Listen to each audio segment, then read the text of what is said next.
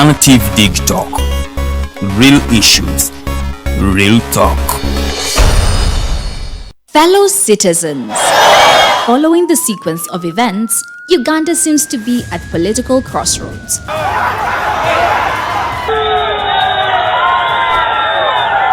I'm not a servant of anybody. Madam, I know the law.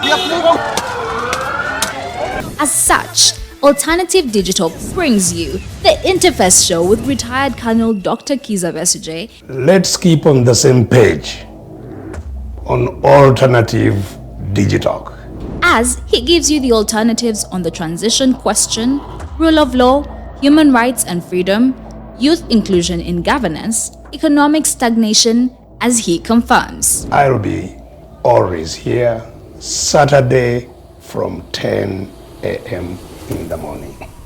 Be there. Don't miss the live discussion on the Alternative Uganda, Digitalk TV Facebook pages, and the Alternative Uganda YouTube channel.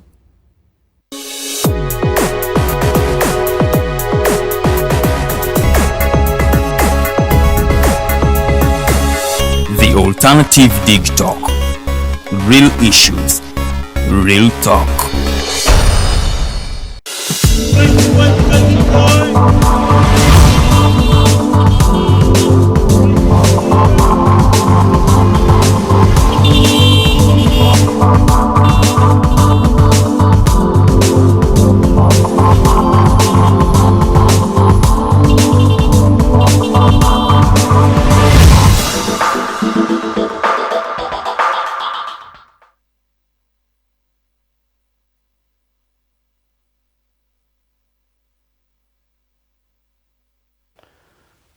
A very, very good morning, ladies and gentlemen. I welcome you to today's edition of the Mighty Drive. My name is Rogers to Yahweh, and I have the privilege this day to be the one to sit here in this space, to serve you in this capacity, but also to make sure that we learn together in every single thing that we do now. This day is the 10th day of the month of November in the year of the Lord 2022. We literally are left with only 1 month to end this year. We cannot obviously count November. Now this is literally gone. What we have left is December for us to move to 2023. My colleagues usually come here and ask you, you see, most of the times when we're beginning years, we make resolutions. This year I'm going to achieve A, B, C, D. Make a list of about 10 things and make sure that, you know, you achieve by the end of the year. So I'm here to remind you that if you have not achieved some of them, it is not a do or die. Sometimes things don't go as planned. So you don't need to hang yourself for things that have not gone right. We can always try again next year, but also it's not a call for us to be complacent, to sit home and say, look, this has failed, and for that reason, I cannot, die over that. No, it means we must work hard, make sure that we commit to things we want to achieve, but also make sure that as we commit, it's not a do or die.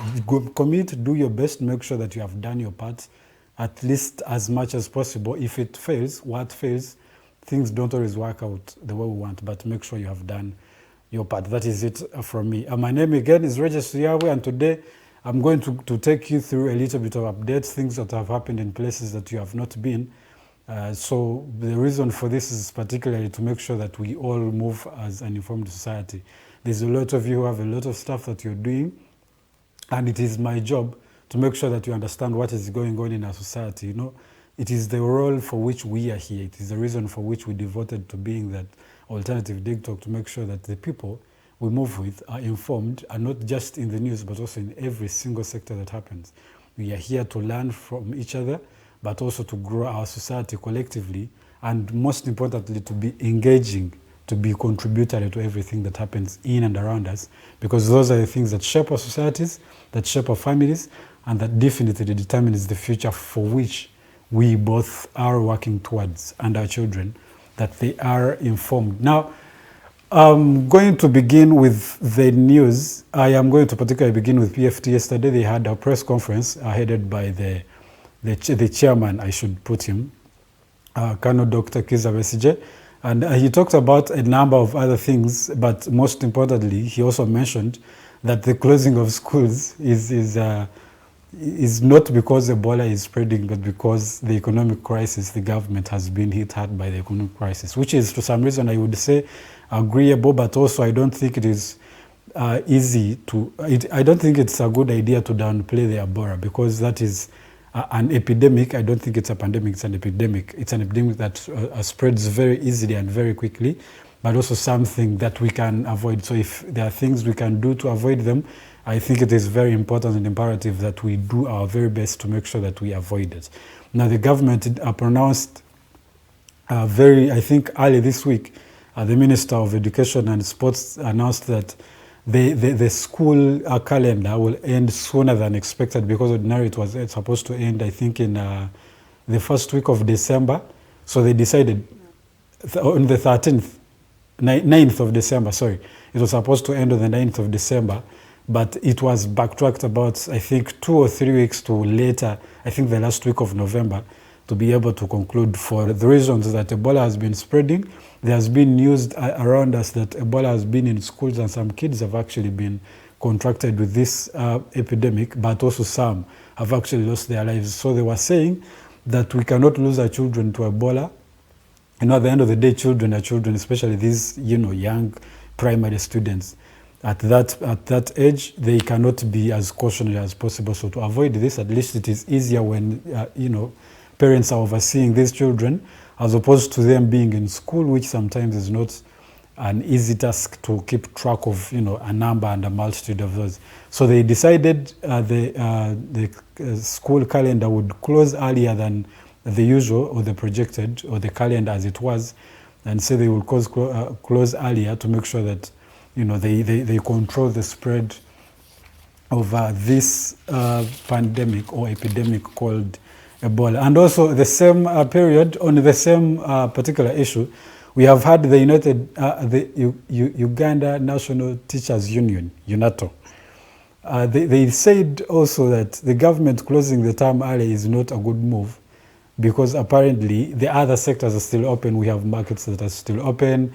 We have literally everything else is open except schools that are being closed early. They are saying that it's not a good idea for government to close only school and leave all the other sectors open, because anyway, the spread of Ebola, even in homes, they actually mentioned that the students are safer in schools than in homes, which is literally debatable, really, because I don't think there is a safer place. Because even when you're home, when, like they said, the sectors are open, actually the argument was that when the sectors open, people can still move around, get Ebola, go back with that Ebola at home and spread to their children. So it does not make sense to close the education and the schools and leave the other sectors open, because the same people are going to still go around, get Ebola and spread it to their children.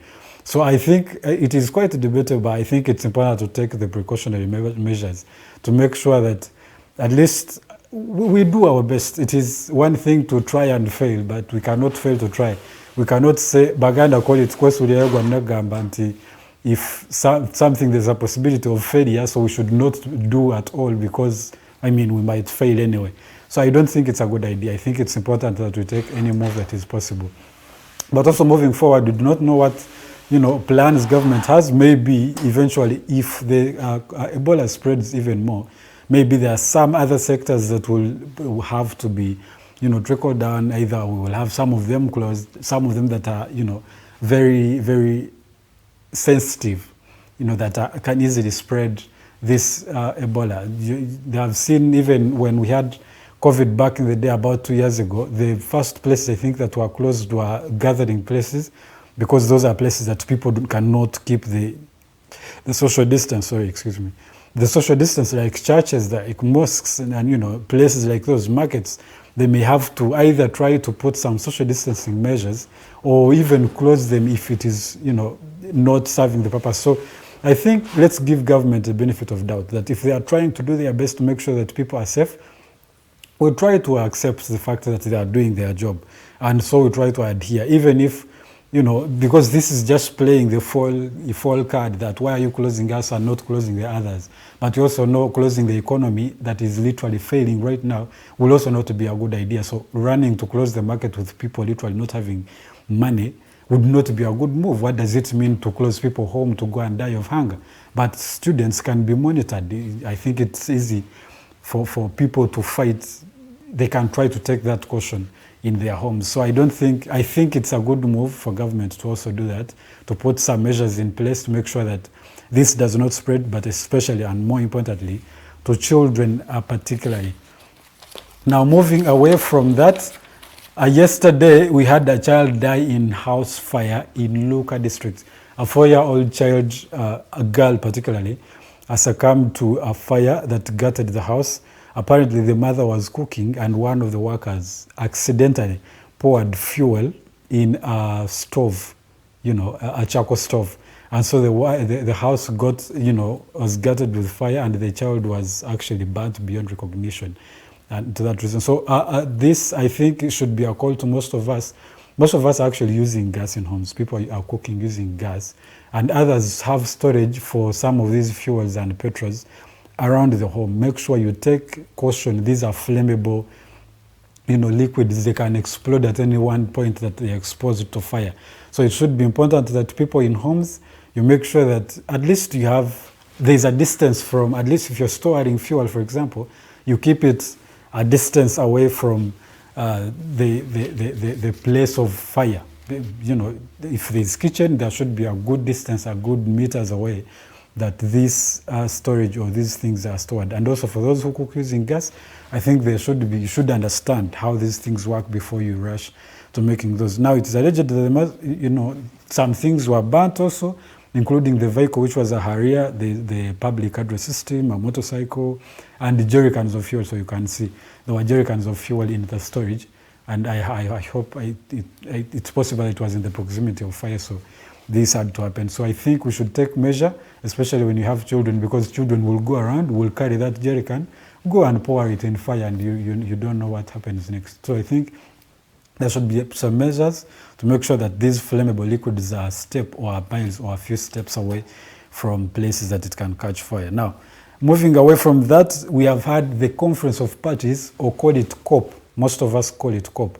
COP27 that is going on in Egypt, which this time has happened in Africa. Last year, I think it was in Glasgow, which is, I think, Scotland.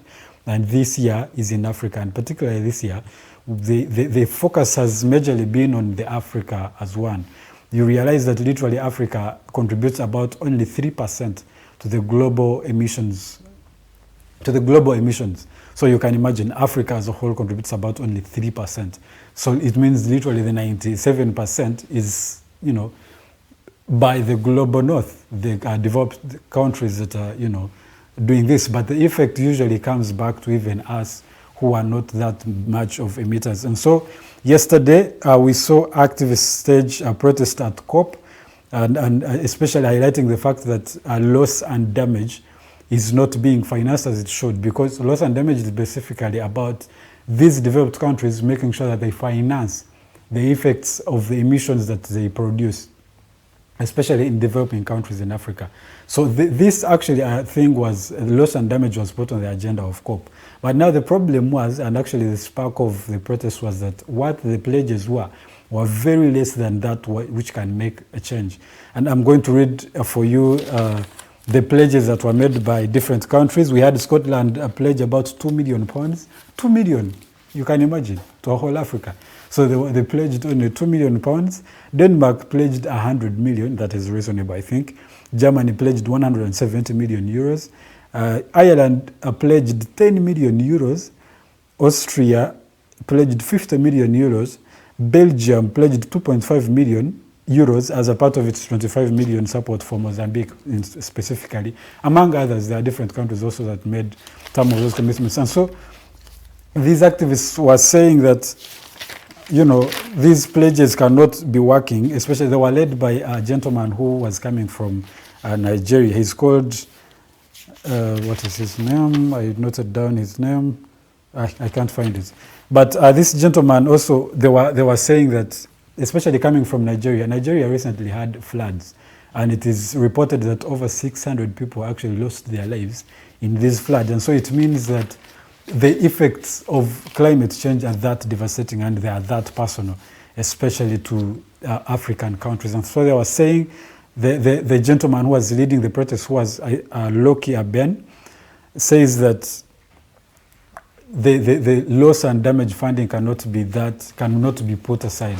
it must be the priority that when people are facing these effects of climate change, they should be, serious commitment from the global south, from the global north rather. We have seen most of them making, pledges time and again, saying that we are going to support, but it usually ends with speeches and countries saying they are going to do this and that, which never actually materialize. They never come through. And so they are saying they need a serious commitment from them, and they're saying that most of them are talking insurance systems that want to mean money out of their pockets. And so insurance, well, that is, I think, would say it's also debatable, because you'd see it's also important that there are systems in place, because giving money itself is not that, enough in itself. And Africa is particularly known for misusing funds. So like I said, that is debatable. But I think it's a good idea that most of them, hit to this. And when you look at companies that are, lead or head the emission, most of them are actually in the global north, led by the Royal Dutch Shell, the ExxonMobil, which is a US oil and gas company, the Chevron, which is also US based, the Total Energies, the Gazprom, the Saudi Aramco, the National Iranian Oil Company. Those are some of the leading contributors of the global emissions, and most of them are oil and gas, really. And so coming from them, it would be important that they commit to making sure that they also look at countering the effects of these things, issues that are happening, especially in Africa, developing countries, seeing that they are not, in position to counter these emissions because they are very costly, and Africa and mostly countries that are struggling to make it economically, especially in times like this after COVID-19 and with the inflation and the economic crisis and breakdown. It is something that is not an easy task to go about. Now, one more, I have a number of those, but I'll summarize some of them. One is about 35 are dead in the attack in Western Congo, which was this week. It was in the village of Boku in the province of Kwamath. Ethnic violence between Yaka and Teke people since early this year. It is said that the assailants opened fire on the Teke people in that village, and a number of people lost their lives. The conflict has killed over 180 people so far, and others have been said to have been displaced. Now, in a country that is war-torn literally, with the rebels that are coming from literally every region, but mostly dominating the eastern part. Now, the western part is also dominated by ethnic conflicts and all that. I think Congo needs to get itself straight. And I'm going to have a guest today, one person who is particularly interested in this discussion of Congo. I'm going to ask him what his thought is about Congo and how did they get where they are? Why is it Congo? It is a country that is mineral rich, resource rich. Why is it the one that is, facing all these things with government that cannot literally fund the government business in that particular country?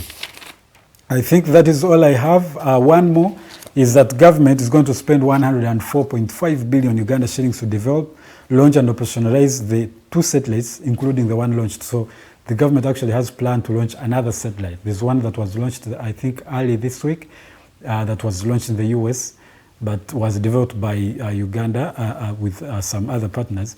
So the government is saying it's going to actually launch another satellite to make sure that they track this. Now, most people are criticizing the move, saying that there are more important and pressing needs that government needs to attend to. But the government said this growth is essential for growth and development, and for improving the accuracy of weather and disaster prediction, the mineral mapping, disease and border monitoring. I think it's important that in time that we are looking at technology that is advancing and leading the world, taking the world ahead, the country, we need to be making efforts to also make strides in that direction.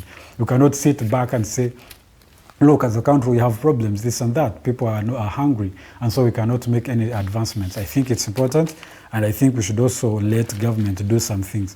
Now, out of the 104.5 billion that is going to be put in that project, 15.5 billion will be spent on the operationalization of the Space Science and Aeronautics Technology Agency to lead the advancements. So I think they are trying to set out that particular sector. 73.4 billion will go into the launching of the 2 satellites. So literally the most money is going to go into the launching as opposed to servicing and, monitoring and operationalization of that whole project. 16.6 billion, which will be be left literally, will be used to establish a satellite ground station in Mpoma, Mukono here.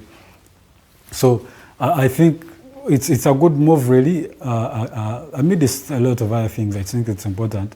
It's a good direction to try and make sure that we catch up as a country, as the world is moving towards technology, and making sure that we move and make sure, and especially what they front, saying that we need to be accurate in weather prediction. Know that, so it makes it easy to prepare for disaster. Make sure that if we know that there's going to be floods coming, we need to prepare, disaster preparedness for that also sector to be able to be useful and maybe displace people, move people away from places that are prone to some of these weather and catastrophic events. Now that is what I have for you. Summarily, that is what I could give you today. We will always be updating you day and again. Make sure that you are informed and in a position to make informed decisions as we move forward as a community. Now, we're going to go in for a short commercial break. When we come back, we want to look at the role of literature in advocacy for good governance. Literature as a whole, what does it contribute? Governance is a whole thing, but it comes literally from ground up, from communities and societies where we come from, to the nation, to the national governments, and how decisions are made and different sectors and all that. So we want to look at literature, what does it contribute? Especially in Africa, a place that has issues with reading culture and all that, how do we make sure that we use literature to inform and advocate for good governance? And I have a gentleman, Godwin Toko, who will be with him here when we come back from the break, and we will be dissecting that particular topic. Let's go in for a short commercial break. We will be right back.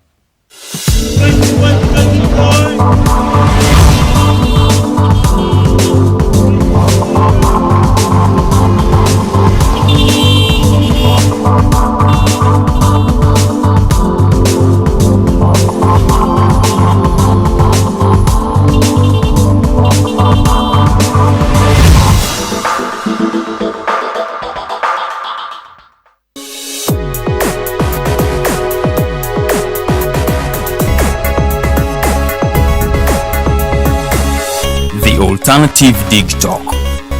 Real issues, real talk. Fellow citizens, following the sequence of events, Uganda seems to be at political crossroads.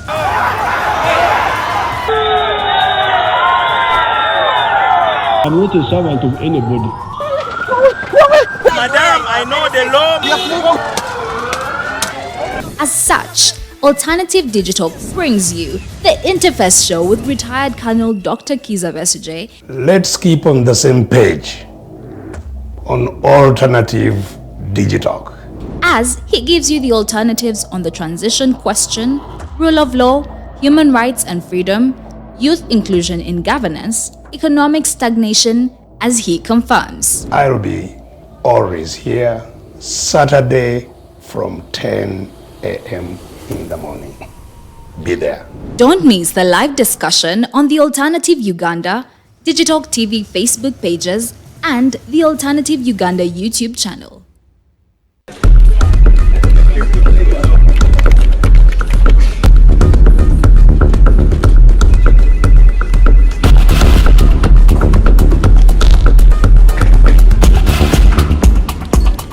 Are you guys ready? Okay, let's serve Uganda.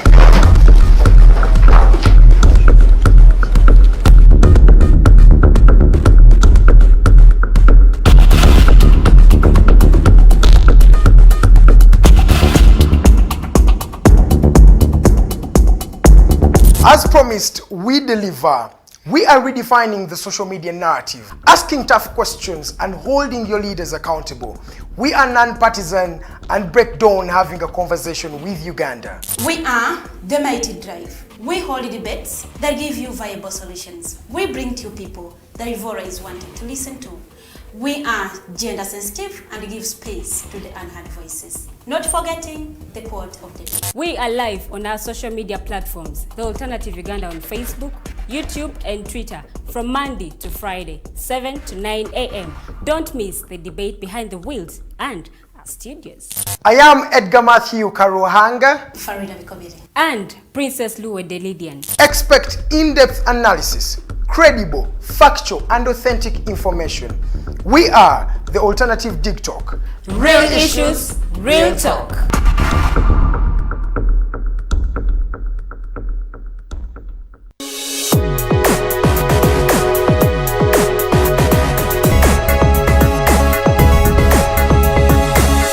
The alternative Digitalk. Real issues, real talk.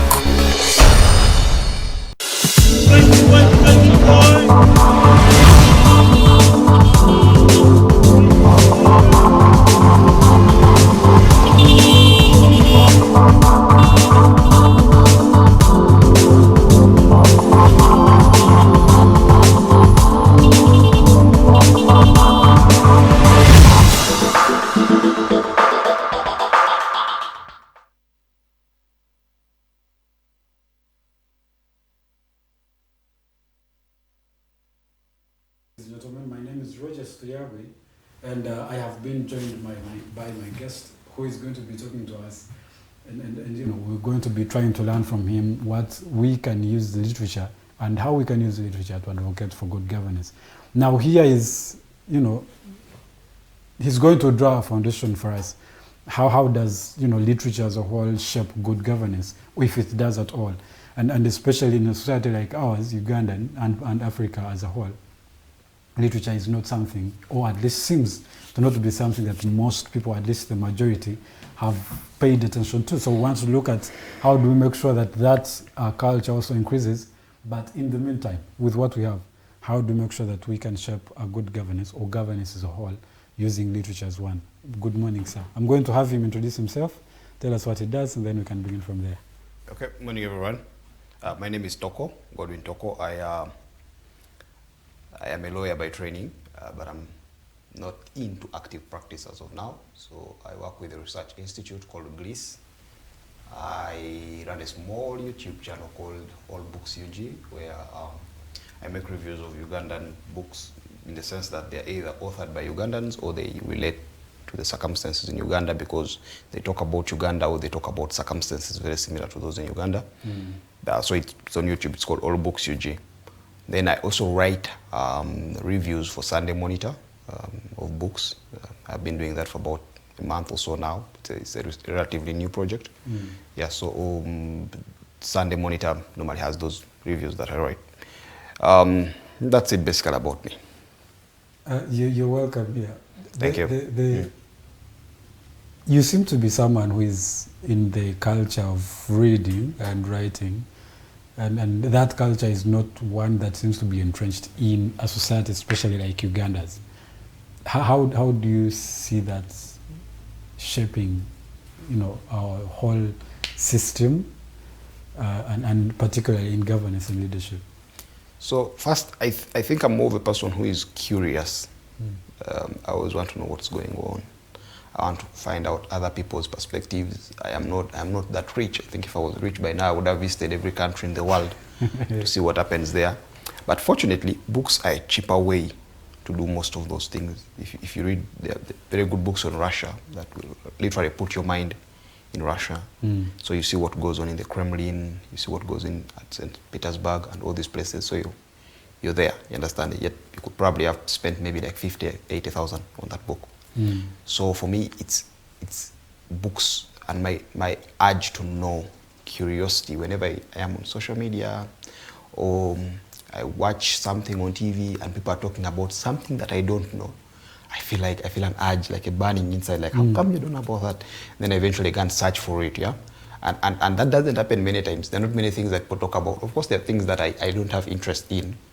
I'm not interested in which musician is dating who and all that. But there are things that I'm particularly interested. Yeah, I'm particularly interested in understanding certain aspects of life, whether it be in Uganda. I want to understand what's going on in the Nigerian elections that is happening in January next year. Who are the candidates? I want to know what Ruto and Ramaphosa discussed yesterday in Kenya. What are the visa terms? So if I get anything that I don't know in that sense, I always try to fill the gaps, to know what exactly is that. So in the like I said at the start, books are the best possible way for me to do that. Now concerning books, it's true. It's I don't know if it's actually true that we don't read that much, because that's a discussion that is not just about Uganda, it's a world thing, yeah? The world over, people are saying that people are reading less. Yeah, they say the average American is no longer reading books. It's like a general thing in the world. But here's the problem. You see, if you're in Uganda, it's particularly problematic. One, because there are fewer books being published in Uganda. That's true. The cost of publishing a book in Uganda is it's astronomical, it's high. So fewer Ugandans publish books. The cost of buying a book in Uganda is quite high. Sometimes there are books that are really good and you want to read, and they are not even in the Ugandan bookshelves. You understand? Yeah, so if you bought them from abroad, if you got them imported, I normally use Mahiri, or if you use Amazon, the cost again of shipping and DHL and all these things push the costs further high. So I think, and yet books are a very important aspect of governance and accountability and all that you've said, because books shape narratives. Yeah, I don't see many people writing and quoting or going to TV and saying and quoting maybe a Facebook post. Once in a while they can quote it, depending on whose Facebook post it is. But books are held in high regard. I am a lawyer by training, and in law we say you have to quote a source. You don't just say that this is the case. You understand? They ask you. I think you must say where it comes from. Yeah. So you say, who said that? Then you say, according to Professor Kanyehamba. Yeah. And then because Professor Kanyehamba has been a Supreme Court judge, he has done all these things. A justice of the Supreme Court, he has done all these things. That means that he is credible. Yes. That means that he is an authority, to use the legal term of it. Now, that becomes important. So if 100 people read what Kanyehamba said about a constitution, or let's say maybe 1,000 people, that's very powerful, you understand it? Because it's shaping narratives. Now, we're in a particularly interesting country. Actually, much has been written about our history. But much of these books are hard to find. I'll give you an example. And much of what has been written has actually not been by us. Not by us, yeah. So I wanted to read a book when I was back at school. One of my professors said we should understand people's history by looking at these things from a 360-degree angle. You don't just cherry pick, yeah? You could think Obote was the villain if you only read Sowing the Mustard Seed. Yes, understand right. it? So how do you balance the narrative? How do you also get to understand what was Obote's view? So I looked for a book that Obote didn't write a book, unfortunately, as I learned. He wrote a couple of papers, he wrote a couple of pamphlets here and there. But there's a book that is close to his own writing. It was written by a close friend of his that they spent considerable time with, called, the friend is called Kenneth Ngam. The book is called Obote, A Political Biography. So when I read Obote, A Political Biography, I got a different picture. Yeah, I'm not saying that Obote wasn't a bad person. In the book itself, he admits and says, I made mistakes. I made so many mistakes. But I found him more of a person who was willing to accept his mistakes, more a person who was overwhelmed. So that now gives me a different perspective. Yeah, of who he was. Of who he was, and it's always important that when you're discussing Uganda, we look at the circumstances of the time. Yes. There's a danger most times when you discuss history of looking at it from a narrow perspective. Current perspective. Yeah, you use your current lenses to view it. You look at the Uganda agreement and say, this was wrong, blah, blah, blah, and all that. But do you understand what the circumstances were back then in 1900? You understand it? Yeah, so now, most books, unfortunately, written by Ugandans in Uganda of recent are very, very problematic in the sense that they, especially the political books, they don't even hide their biases. You understand it? Like if a person is pro-regime, you're seeing them saying that this is right, yet it was clearly wrong. You understand it? Let me ask you, Toko, just a little bit. Now, most of the people, I would, like you said, most of them actually show the bias that if someone is against something, they will outright put it out there. Wouldn't it be that literally most of the books have been wrote depending on someone's experience and what their perspective has been about a particular issue? Yeah, that's quite different from bias. Like I said, I like the fact that Obote admitted and said, I made mistakes, I was overwhelmed. Understand it? If you write a book, sometimes it's better to explain things and say, this happened, but however, we made this mistake. Yeah. Now, what I'm speaking about in this sense is that people deny basic things that you see. Yeah. So if someone if someone is against the opposition, they're writing a book and making it feel like this is a war zone. Understand it? There are probably 3 million problems in Uganda today in the economy, social life, political life. But then if the truth doesn't come on top, it is easier to tell that this is a lie. And when you tell that this is a lie, it kind of affects. Yeah, it does. Yeah, it affects the book and maybe the bias. Now, that perhaps also explains why more books you see about Uganda are by non-Ugandans. Now, the non-Ugandans, like I said, have more resources. They have more of these things, money to go and research. I've read books about people who are writing about Africa. There's a gentleman called Martin Meredith. He writes books about Africa. You read this book and feel like you've traveled the whole African continent. He will literally put your mind in Ivory Coast. You put your mind in Ivory Coast in the 60s. Is he African? No, he's not African. Now, that's what I was going to say. That they have foundations that fund them. Yeah. This guy was talking about Akokoro, you understand? And I've been to Akokoro. And he was describing and you're feeling, wow, this is actually the actual place. You feel like, this guy is taking you back to Akokoro. Now, that for me brings a very, very interesting perspective, because sometimes when you read their books, you feel like their biases are less because they don't have direct influences in our politics. They don't have a direct bearing. They are not affected by the circumstances. Yeah. So they're not writing a book because they want the government to notice them and give them a job. They're not writing a book with the fear that if I say this, the government will come after me. Understand? I mean, the Ugandan government I don't think they've arrested a white man for writing a book. I think the last person who did that was Amin, or arrested a professor. Would you say it is safer for someone to write about us than us writing about ourselves? Because we have had a problem, and it has been said largely in Uganda particularly, that there's been so much literature written about us, but by not us. And most of the times, obviously, there would be neglect. I would think that there would be some neglect of some of the things left behind because you're not a part of the story. So someone telling our story would also be problematic, wouldn't it? You see, Rogers, how many people write a book in Uganda every year? Maybe let's say, if there are 1,000, 2,000 people write books in Uganda. Let's put it at that. Probably about 5 get arrested. Yeah, that's right. That's a very negligible percentage, probably 0.0 something percent. So I'm not saying that Ugandans shouldn't write books. I actually want more Ugandans to write books, understand? I hope, I pray, I yearn for a time when there'll be so many books by Ugandans. What I'm saying is that there's this impression the system has created. And it's not just the NRM government. Even before, people were arrested even prior for criticizing government. And it's not just only exclusive to Uganda. It is. No. Now, the problem I'm trying to say is that if we are going to penalize the easy targets who write books that are critical of the government, then we are going to push people who don't know us very much to tell our story. Yeah, you understand it? Right, now, whatever we're trying to hide may not be hidden. You understand it? I mean, if you write about the potholes in Uganda, I think every Ugandan knows about potholes in Uganda. Yeah. But if a white man wrote about the potholes in Uganda, he probably is going to put that book on Amazon. He's probably going to look at America as his target for selling the books. So it's going to be more negative to us in the long run than if a Ugandan wrote it and published it and sold it to Ugandans who already know about the pothole problem in Uganda. Now, again, back to the main discussion we're having, that how do these then shape narratives, you understand, and accountability and all that. Like I was saying at the start, we've had quite a number of books written that have deliberately shaped the narrative of this country. There are many Ugandans who actually think that before 1986, this country was total chaos. There was chaos in this country, but that's not all. There was also a lot going on. Get it? And there was some good. There was a lot of good going on. The people are going to Makerere and studying for free. Yes.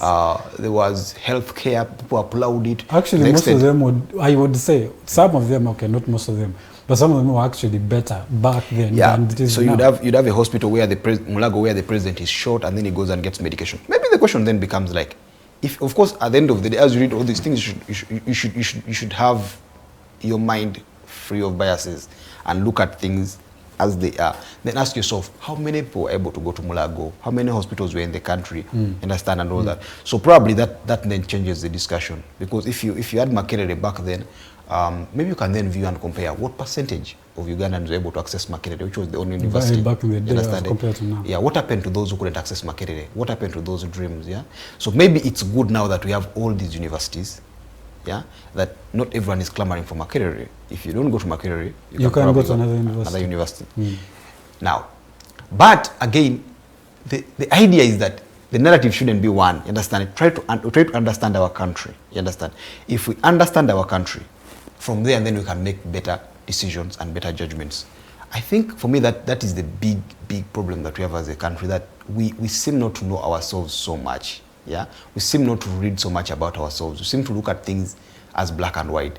Children in Ugandan schools are taught more about Switzerland. They are taught more about the prairies, the Canadian prairies and stuff like that, which is not bad, you understand it? But the fact is that the problem that they are the epicenter, they are the center stage, for me is the problem. Yeah, they're the focus of our study. Yeah, so maybe we need to get to a time now when we make targets as Ugandans, yeah? An organization like this, at the end of the year, can you publish a book? And say, we are publishing a book from the interviews we made. Yeah, what we learned when we hosted so and so. This is what was his perspective, what his perspective was. Understand?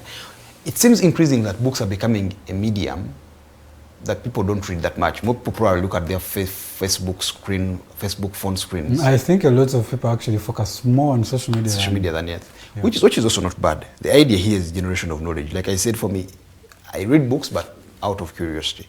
If I satisfy my curiosity, I'm good to go. Now, the question becomes, if, for instance, you publish that book, can you share it online maybe? Can you share a link on your social media handle? Yeah, and people download it, the PDF. Yeah. So while it's true, you're not making money out of it in that regard. But what is also true is that you're making something, you put out something that people can always quote. You understand it? You're putting out an authority. Exactly, an authority that people can always quote and say, this according to gentleman said this and that, that lady said this and that. I mean, they can watch the video, but they will not always go back and say, where's the video, what minute of the video, what part of it? It becomes more problematic, yes. So, that for me is my understanding of books and literature. So now we want to look at the society as it is, now Uganda in particular. We will look at, because now literally our focus is going to be good governance and governance all together. True. Which is related to politics, and politics has kind of become a very risky trade nowadays. How do you see a lot of Ugandans, because most of them are going to be shying away from writing books because there are repercussions to that. We have had here, most of the people know, we were kind of raided back in the day, early this year, but because of some of the publications by one of our team leaders. Now, you would see it is very easy that most people are going to run away from writing because of what it poses, the threat it becomes to them. In a society like this, how do we now promote that using literature in that repression? Okay, like, I agree with you, it becomes problematic if authors are getting arrested. Yeah. Whenever your government or whenever those in authority begin to develop thin skins, the country is in trouble. You get it? By their very nature, leaders are supposed to be very, very, I'm not saying that should be stoic. Yeah, I mean, they're humans. Be stoic. They're humans. I don't say that they don't have mental health, that they need to protect and all that. What I'm saying is that they need to be stronger than the average Ugandan. They need to understand the places they hold. Yeah, initially, the initial laws that I used to, when I was still back at school, before this computer misuse and all these other laws that have targeted expression, there was the main aspect of speech was the law on defamation. The law on defamation viewed ordinary people differently from how it viewed public figures. Yeah, public figures had a higher ground to prove that they were defamed than the ordinary people. Because there should have been reason for criticism. The criticism is allowed for them and their lives are out in the public. In the public, yes. Now, unfortunately, it feels like the more years go by, the more our leaders become thin-skinned. You understand it? The more they become averse to criticism. Yeah. I heard that there's a young man who has spent, it should be about almost 90 days now in jail because they criticized the head of one of the arms of government, which I find very, very unfortunate. Here's the problem. Reading, if you want people to, if you do good things, people write good things about you. That's true. You understand it? If there are 90 people who write books about you and maybe 80 say you're good and 10 say you're bad, most likely you're good. You get it? Depending on the percentage. Yes. Now, our leaders need to work more to be good than to try to create an impression that they are good. You get? If people don't criticize you now, they'll criticize you later. Either they'll criticize you. You understand it? Work to change the perspective of how people view you. And people are not dumb. They're going to see you and know that this is a good leader, that's a bad leader. So the idea of clamping on writers is wrong. You understand? The idea of clamping on writers is very, very unfortunate. We're a country where people don't read. Yeah, we need more people reading and writing than people sports betting. I have a lot of respect for poor betting. The parliament is now grappling with the law on alcohol. You understand? Many people in these countries have problems of alcoholism. Yeah, we need more people reading books than drinking alcohol, than spending. We need more people to spend money buying books. Yeah, or maybe we need people to spend more money buying books than buying alcohol and drinking. Alcohol is not bad. I have a lot of respect for people who take alcohol. I don't take it myself. I have relatives who do, but it can easily be abused. You understand it? Yes. Now, the problem is that the more we look at these things from a narrow perspective, the more we miss the big picture. Yeah? We need to allow people to write, to be creative. And there's an economic sense to this. Yes. Yeah? I don't know how much money probably Nigeria gets every year from creativity. Our government has created the impression that arts are bad. Arts are not entirely bad. In fact, someone was telling me that science can never thrive without arts. Yeah? There's no science without arts is the imagination. From that imagination, the creativity, then the science thrives. Is born. You understand? If you're building a house and you have an engineer, he's doing the science of building the house. But the architect, someone must have comes and designs and thinks about it. He can add there some things that may even be, you may think are unnecessary. You understand? He says, let's make this one look more beautiful. You understand?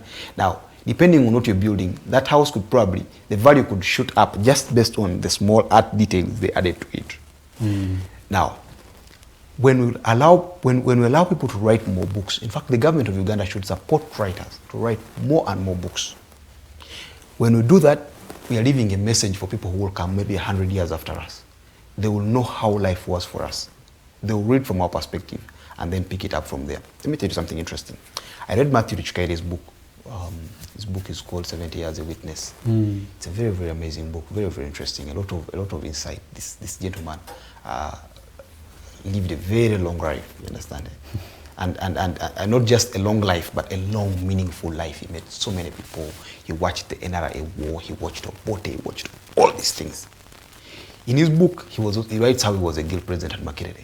Yeah, in 1969, I think. He says he was a guild president at Makerere. I don't know if I got that year right, but about it.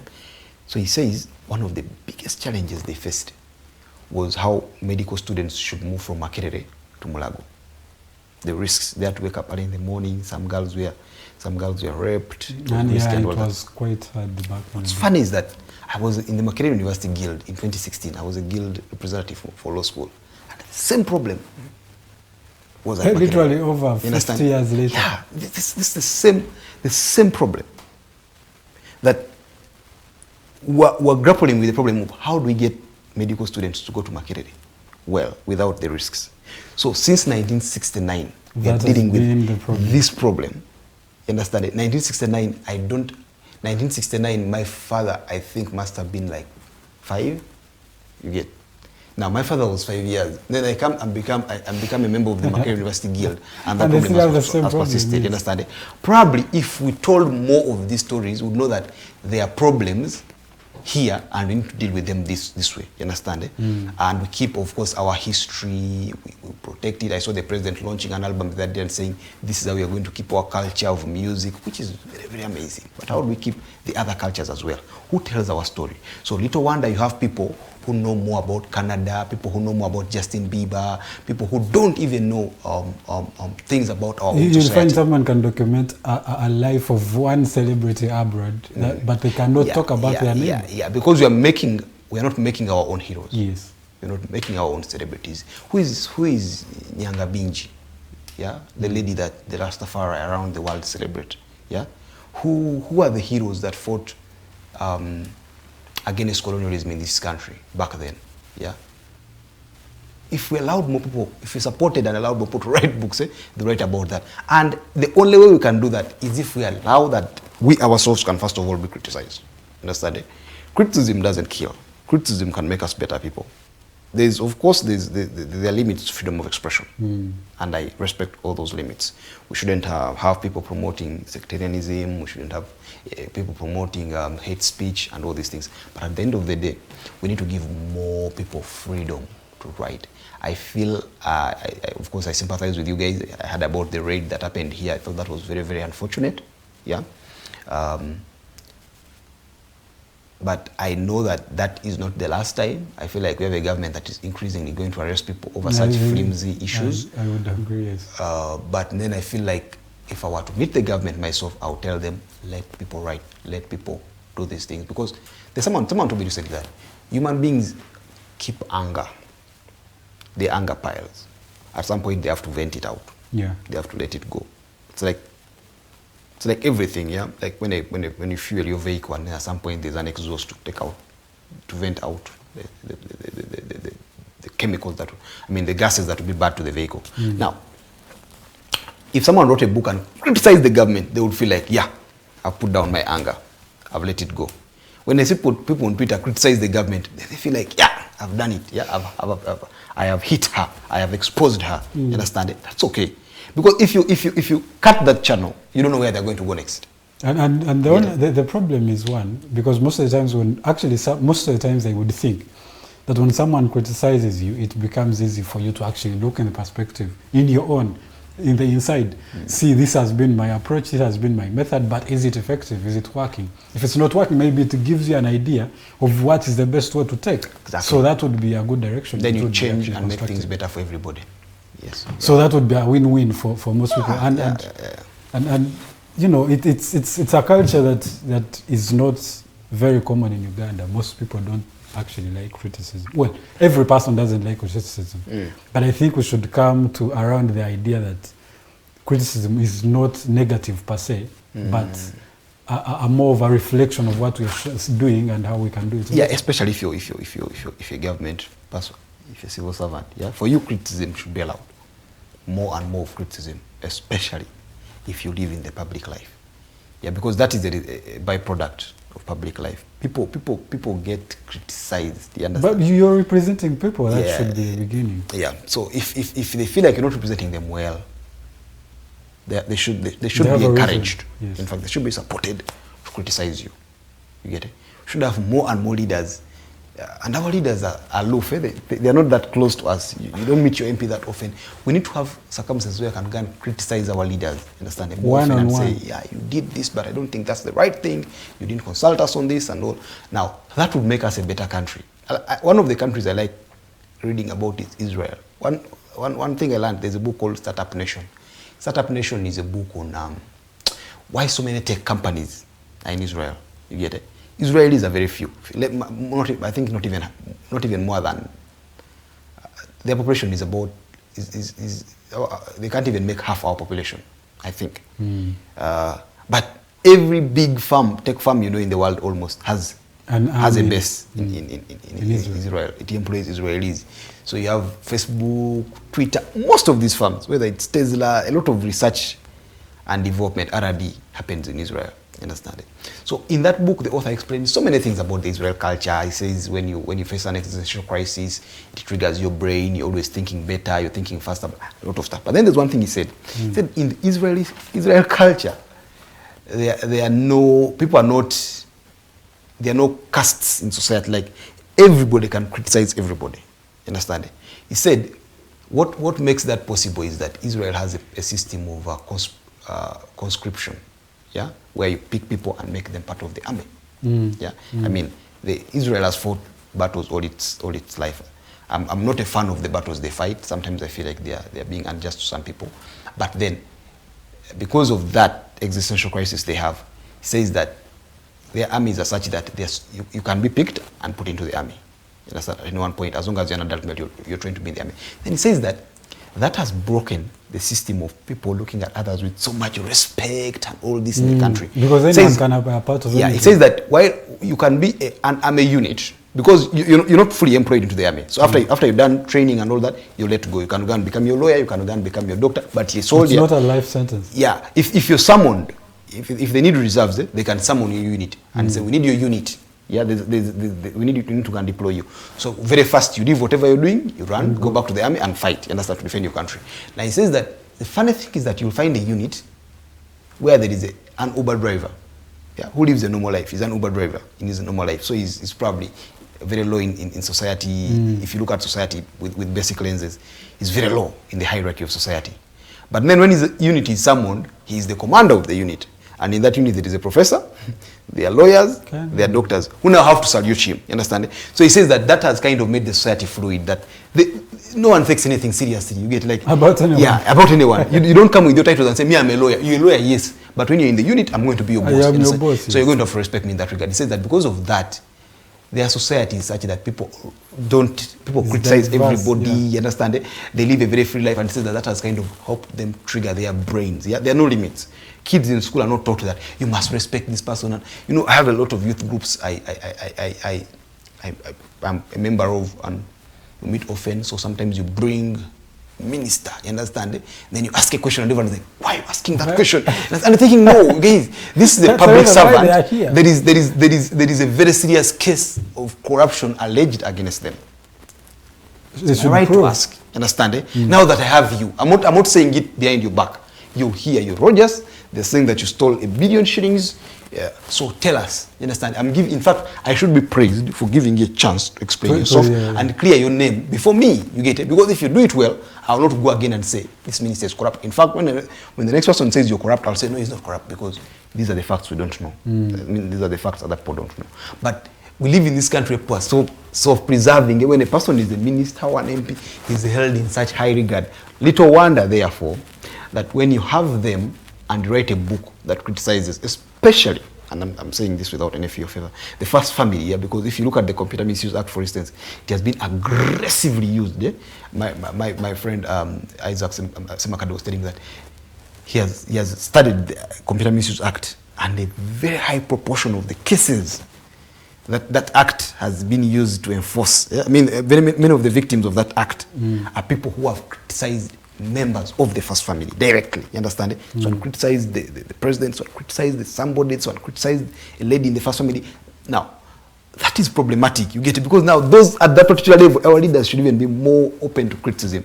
So for me, I feel like all said and done, our leaders need to calm down, allow more people to write, allow us to tell our stories, allow us some good room to make mistakes as we tell our stories. That's the advantage of writing books. When people write books, you can make a mistake. But when you make a mistake, there'll be 100 books to correct your mistake. They'll say, no, there you lied, you understand it? And then you change. And then maybe look at waiving taxes on books, you understand it?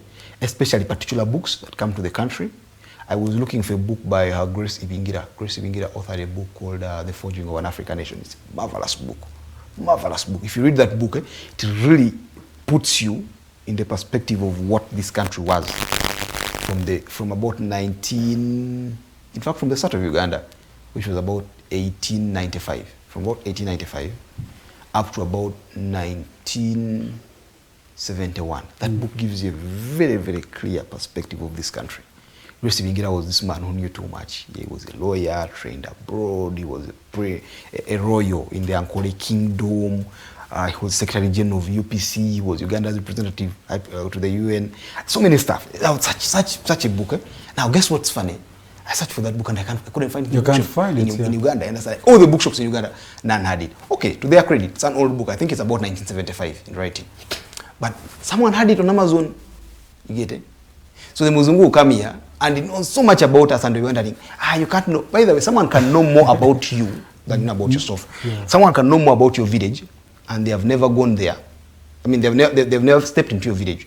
But if there is a lot of information written about your knowledge, your village, that is authentic, that person will pick it and they will know about your village either as much as you do or even more than you do. So these white people out there, the ones we're trying to compete with, are reading their history and they're reading our history, understand?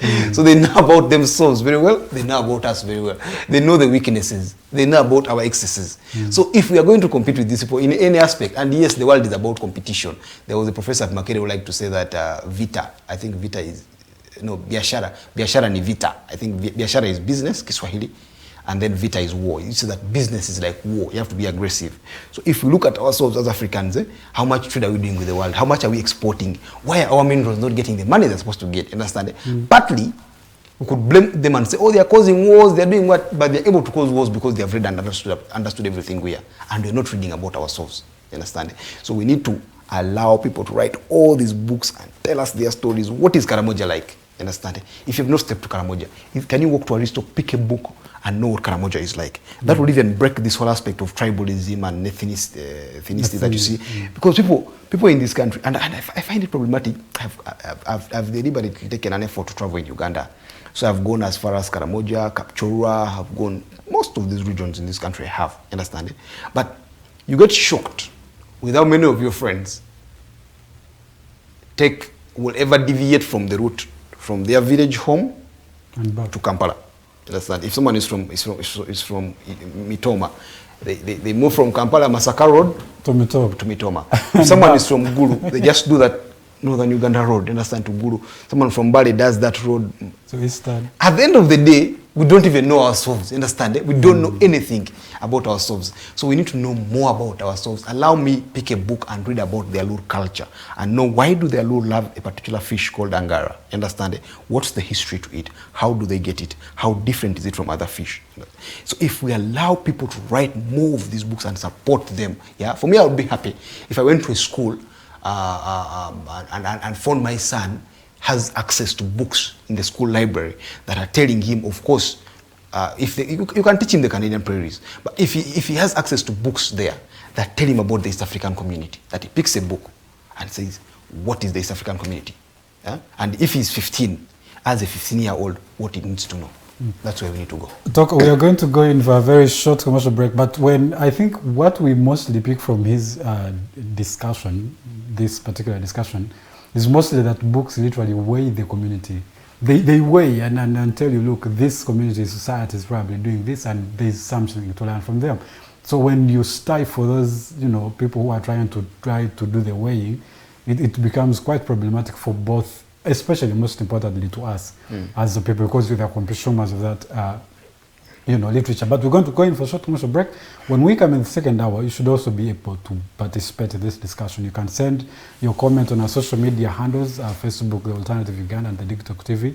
But you can also call in live. The numbers will be open in the second hour. You can call and participate and ask your question or make a comment you must. My name is Roger Stoyawe. It's going for a short commercial break.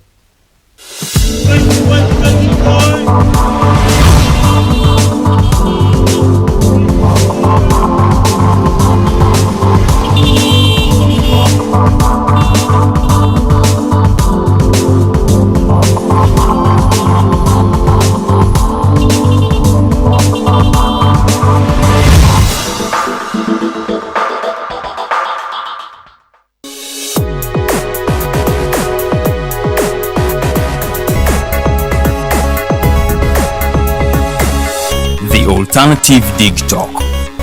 Real issues, real talk.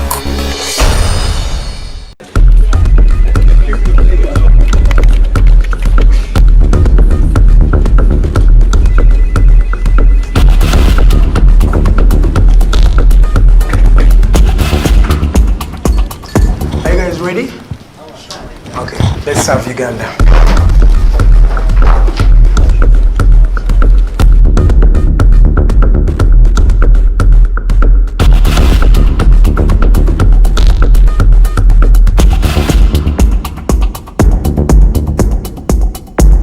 As promised, we deliver. We are redefining the social media narrative, asking tough questions and holding your leaders accountable. We are non-partisan and break down having a conversation with Uganda. We are the Mighty Drive. We hold debates that give you viable solutions. We bring to you people that Ivora is wanting to listen to.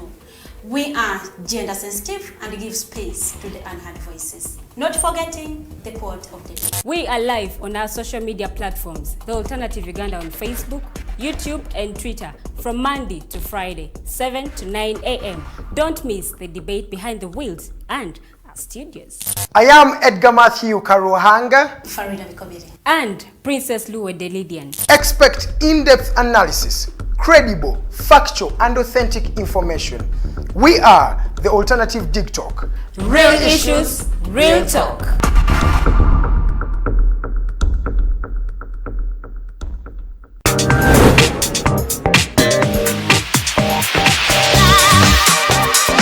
Hello, beautiful Hello people, you're welcome to the Snap Talk with your girl Teddy Tanjo every Saturday right from 6 to 7. Naku zino twajirwa flat tummy. Tukyayambala ko ngoyo obutukwata. Wajana ku body shaming. Speak up. Gendo ba confronting. Obagambe ekyo kyemukola si kirungi. Towerabira nti tuli wano ku the alternative Digitalk. Mukwano gwali topic kiri wandiyagadde twogereko. Is it about family? Nga kize tata wange amanyira nkola n'obuvunanyizibwa nyina bungi. Era agezaako n'anyamba yambako yanda. Naye kumukubira kumubuuzaako. Noga mama we bali kunzaala. Is it outside family? Is it society? Oh, could it be relationships? Come and visit me. Simanyanga I miss you bichi. Especially embeera y'obudde si nnungi. Naye n'omuntu akwagalira mu season yaba takwagala ze nkubuulira. Just be commenting a topic yona gyanjagadde twogereko tujja kwa tujogera kwano ku the alternative Digitalk ku share enganzi the Snap Talk.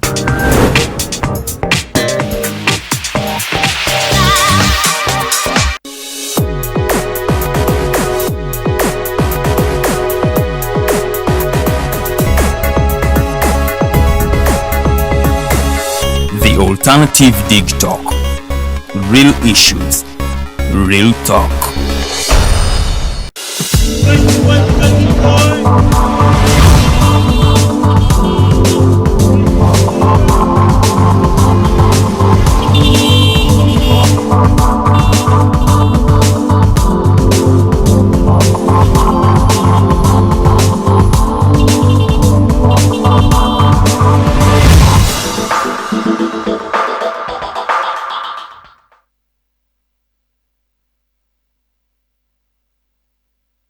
Ladies and gentlemen, welcome back from that short commercial break. My name, again, is Regis Toyawe, and together with comrade, Godwin Toko, is a gentleman who's very, very knowledgeable about a number of things. One of the people I really look at and say they have a feel of what it actually means to be Ugandan, to be African, but also to be knowledgeable, to understand where they live and what their contribution is in society. But today's discussion is about generally promoting good governance, and we're looking at literature.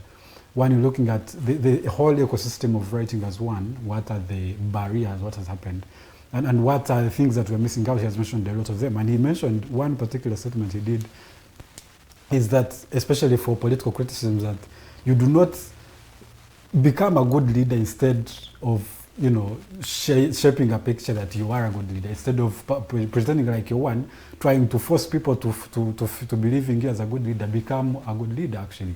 And so people won't have reason to actually criticize what you do. But now in the second hour, you're welcome. You're going to be able to contribute to the discussion. Please send in your messages, send in your comments on our social media platforms. I'll be able to read them at some point in this particular hour. But you can also call in. The numbers will be on your screens. You'll be able to read and be able to call in if you want to actually participate in this discussion. Now, Toko, we have laid that foundation as is, and literature is something that this society needs to pay more close attention to, because one, it shows where we have come from, and that usually informs where we are going to. But we also have a society that seems a little, while in the break I would want you to also share that in the society that seems a little bit complacent about reading, that the culture is quite low, especially now. Look at the generation that is now youth. We are more consumed by social media and other things as opposed to knowledge in the books and literature. How now do we make sure that even the generation we are raising now, even amidst this whole chaos, this generation actually understands the meaning of literature, the use of literature, to make sure that it informs a better society that comes after? Okay, that's rather interesting. The discussion of the generation coming after being weaker than the previous one has been there for long. I think it is, I don't remember his name. The Chinese philosopher wrote about it and said the problem is that people judge the generation younger than them based on their own understanding of life. You understand it? So if my father came to my place and saw that if my father, okay, let me not say my father, my grandfather, if he was alive and came to my place today and saw that all it takes for me to get water in the morning is to open a tap, you understand, water flows. Then remember that for him he had to walk. He would think I'm a weak person. He would think you guy, you understand. But the truth of the matter is I'm not weak simply because I get water from the tap, you understand? It's just that I have adjusted to the life of today, that there's water in the tap, that if I want entertainment, I don't have to walk very many miles to go to where there's a theater. I could just sit and then watch TV. Sure. Yeah, so that's quite different. But then about people today, young people not reading and all that, the problem is that things don't happen by mistake. Things happen, things are deliberate. Like I said earlier during the break, there's a reason why there are so many Christians in the world today. I imagine very many Christians are because they're able to access Christian literature. They're able to get a Bible. They're able to get books. There are people who give these books. And the literature in the Bible is very emphasized. Yeah, the people give these books for free. Yeah, when I was in, I think throughout my school time, I went to Christian schools. The people would give out free Bibles. Yeah, Good News Bible, they give it free. At the back of it, there's a stamp donated by son, so but it's your book. You understand it? Now, even if you don't read, once in a while you'll pick the Bible and say, let me just read. You understand it? And because so many people have read the Bible, Christianity naturally becomes a religion that is a force to reckon with. Americans make their movies cheap.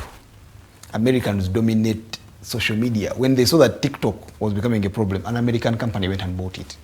It's now an American company. You get it? So yeah, the biggest social media brands you have: Facebook, Instagram, Twitter, TikTok, YouTube, all belong to one country, the American companies. Now, there's a deliberate move to shape narrative. The Chinese are not building that Confucius Institute at Makerere or at the University of, is it Kenyatta or Nairobi, one of those universities in Kenya, and around Africa by mistake. They are promoting a certain mindset, they're promoting a certain ideal, a certain idea. Yeah?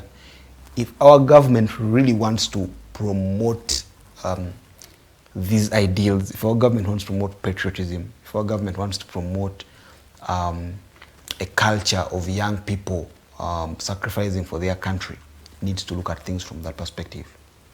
Yeah? How do we get more Ugandans to understand Uganda than to understand China or America?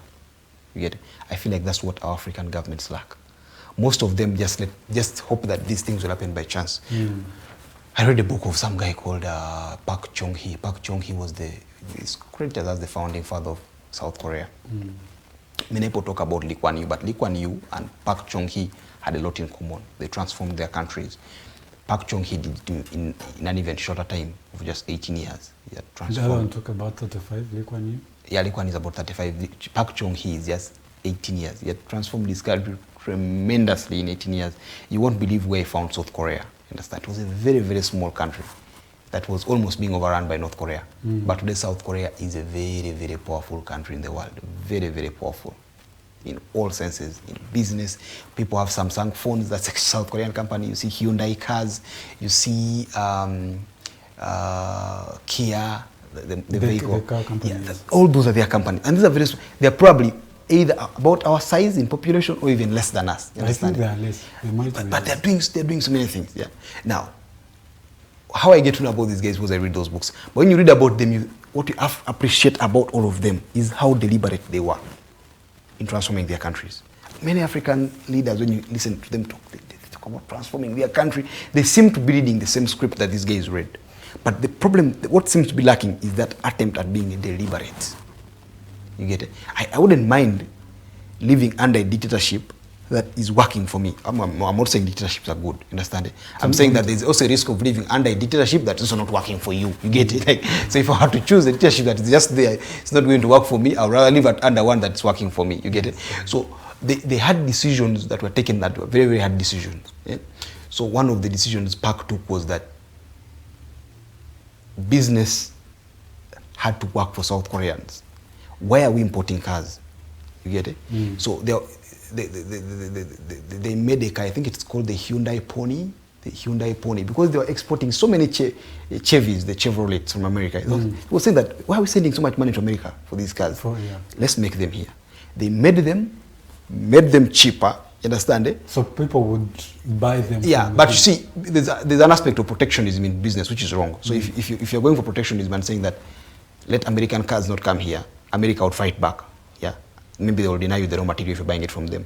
So what you do is that you deliberately make yours cheaper and let it compete. You support it to compete. That it will outcompete the Chevrolet, and it gets to a point where the Americans are saying, but why am I buying a Chevrolet when I can buy that South Korean, cheaper, the ponytail cheaper? So the Americans are actually importing your cars. Now, the aspect of people being deliberate went to the point that children were taught in schools that, you see, his biggest problem was importing. It was like, no, we can't send our money abroad. Yeah, we need to keep our foreign exchange. So there was a time when children were taught, babies in school, they are top class, our equivalent of top class, being told that they would come to class in the morning and they say, these are cigarette brands made in South Korea. These are cigarette brands that are imported. If you see your father smoking these ones that are imported, report them to a teacher. Now they would report to a teacher, and the teacher would they would report their fathers to teachers, and the teachers would report them to the police, and they'll be arrested. You understand it? For importing? Yeah, for importing, not for importing, for consuming imported. Okay, many times they were smuggled. You understand it? Yes. Now that is how deliberate people do things to achieve long-term goals. So China has been very deliberate about becoming a superpower, and they're getting there. You understand it? We need to get deliberate about creating our narratives. We need to get deliberate about having our youths read. We're not going to say, our youths are not reading, but how much is the average book in Uganda? Let's say 50,000. Understand it? 50,000 is affordable only for those that really are interested in reading books. You get it? And not about promoting the culture of reading. Yeah, because if you're a government that wants to promote a culture of reading first and foremost, you should do it with a second aim in mind. That if my people are reading books, I will then promote a second narrative of development. Understand it? Of a yoga, of all these things. Yeah. You deliberate about them so that you first create this culture. When that culture is created, then you move to the next. But now where we are, it's like things are, it's like every program you see the government is error and try and error. Like, okay, let's try this. Okay, whenever Gagawara has failed, let's go to wealth creation. You understand? And they say, okay, this one has also failed. You understand? And that's another thing with our country. We don't understand ourselves so much. We don't even invest in research. Okay, forget about books. You understand it? We don't plan long term. If you go to Makerere is a very good place. When I was a student and when I get free time nowadays, which is rare, I take walks at Makerere. You compare the Plexon building. There's a building, I think, as you head to School of Education, I see the signpost for Makerere Biology Students Association, something like that. That building has a plaque that it was commissioned in 1923. Yeah? Next year that building makes 100 years. But that building is intact. The only problem it has is neglect, that no one is taking care of it. The roof looks the roof looks like it leaks and all that, but the structure of the building is still standing. So with basic maintenance, that building. Then there are buildings like at School of Food Science and Technology. I think it's built in 2010. The building has major cracks. You understand? And you're thinking, wait, what's our long-term agenda as a country? Understand? We need to start valuing our country. Understand? And appreciate that if people who lived before us probably did things we are doing, maybe we would have found the country in the first place. I think that would. You understand? Yeah. In every sense. Yes, we don't have wars, but what mindset are we creating? Can we create a mindset that is long term? Can we create a mindset? But now, Toko, I want to understand, because you see, it is one thing to fault the government for not having. And I'm not always faulting the government. Because in the sense of promoting the reading culture, this organization can do it, right? Yes, exactly. That's what I was coming to. Yeah. That yes, it is right to fault the government, because most of the narratives are actually sold by government. If society is going to move, it needs deliberate action of the government. But at what point do we fault the people themselves for not doing their job also? At every point. At every point. People, I mean, the other definition of government is that people make government. They are the people. You understand it? That's one of the definitions. But in this sense, for me, what I'm saying is that it's not just about government. It's about all of us. You understand? It's about all of us. Whatever we are doing, we need to bear in mind the idea that we are going to create a certain culture. If there are businesses operating in Uganda, like I said about KFC, when KFC came to Uganda, many Ugandans had watched videos with KFC. They had related this brand to America, to big countries. They had said, oh, I last ate KFC in South Africa. You understand it? There's that sense of prestige that comes with KFC. So when KFC sets shop in Uganda, they're selling out. You understand? People are buying everything. Now, Toko, let me ask you. So, just a minute. So, if you have a company like, Safe Border, you You understand? Can we be bold and promote ourselves? You understand? Maybe through books, through what? Through literature, through every means. You understand? That the Kenyans get jealous and say, what safe border? When safe border sets up in Kenya, the Kenyans are running for it the way we ran for KFC. Yeah. That's right. Now my question was and still is that is it us, the people who are just basic and complacent, that when we see the KFC thriving, we are not curious as to try to create things like those to make sure that at least we have something to import, that we don't sit home and literally have everything shipped in every day and night. What creates that whole level of let things be, we move by what is there? I think it's a lot of things working together. One, in our sense as the people, we need to have an agenda. Yeah, people have been calling for national dialogue in Uganda. I don't see it happening in the next few years, but that would be. Countries need consensus.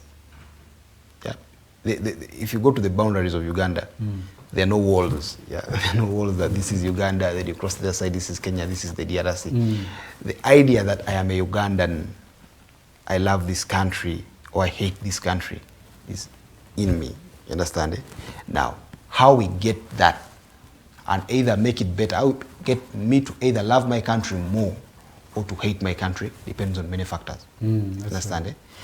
If my country and the people around me, like I think it is Council Mpanga will also say that until we start to feel each other's pain.